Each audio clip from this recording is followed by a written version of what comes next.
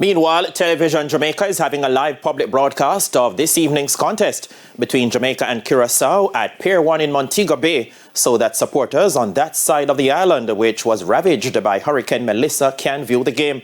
We are now joined by Leanne Smith to set the stage from the Magic City. Leanne? The energy is high. Thank you, Spencer. The energy is high and the atmosphere is amazing here tonight at Pier 1 as fans gather to hopefully watch the Reggae Boys qualify for their first World Cup since 1998. Now I'm here with a few ecstatic fans. We're just going to find out how they're feeling being here tonight and a couple of opinions and predictions. Alrighty, so tell me, who do you think is going to be your standout player tonight?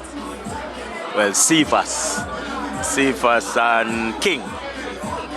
Yeah, those two. And Nicholson, I want to do well this time. I want him to score. I want if he can give me 3. I make me feel good. You need that feel good though. You need that feel good vibe, you know? If you were Coach Halgrimson, what would your message to the team be going into tonight's match? Jamaica need it. That's it. Jamaica need it, especially what we have been through. And what are you looking forward to most from tonight's match? I would love if we could be very entertaining and win big. That's what I would want. But sometimes the football game is not like that. So if we come out with 1-0 World Cup first, I love that, you know? Awesome. Thank you so much. Thank you. Back to you in studio, Spencer.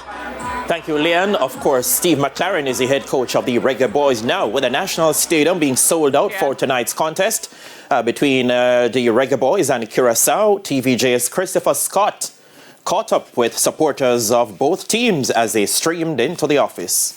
Here at the National Stadium, Jamaica, they will be facing Curacao. Jamaica with the chance of qualifying for their second ever World Cup. They did so right here in the stadium with a 0-0 draw against Mexico in 1997. Now they have another shot at doing it again. Curacao, they're at the top of the table with 11 points. Jamaica are second in the group on 10. But the crowd is absolutely bumping. Everybody is coming in. Everybody wants to witness history. All who weren't here when the Reggae Boys qualified are here to try and witness history again. We'll talk to some people and here's what they had to say. Confidence, well, man. Well, I no question. As I can see, everybody come out stadium, 50,000 man, full ram. Yes, I was here in 1997 sitting down in the stands cheering on the boys, and this year, 27 years later, I am here again to cheer on the boys, and we are going to score 3-0. I think we have made it harder than it is. It should be very easy, but the super turnover, but let's see, Jamaica 3-1 here, Whisper with the double.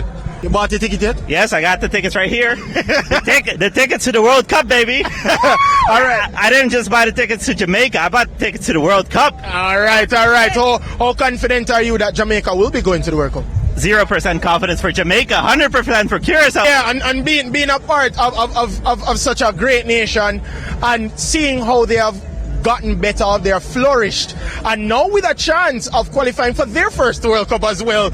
You guys must be ecstatic and through the roof. Yeah, no, we're super happy. Like a couple of years back, it was 300, 500 people. Now it's like over 800 here in Jamaica itself, so it's amazing. I'm here to support tonight, so we're wishing them all the best, and everybody is here, Westmoreland, where else? St. Elizabeth, everybody. We have people from Montego Bay tonight. So Reggae Boys make us proud. As you can see, many persons here gathering at the office at the National Stadium to witness possible history for the Reggae Boys. Remember, the Reggae Boys are second in Group B on 10 points. A victory is needed for them to get to their second ever World Cup. From here inside or at the National Stadium, I'm Christopher Scott reporting for TVJ Sports.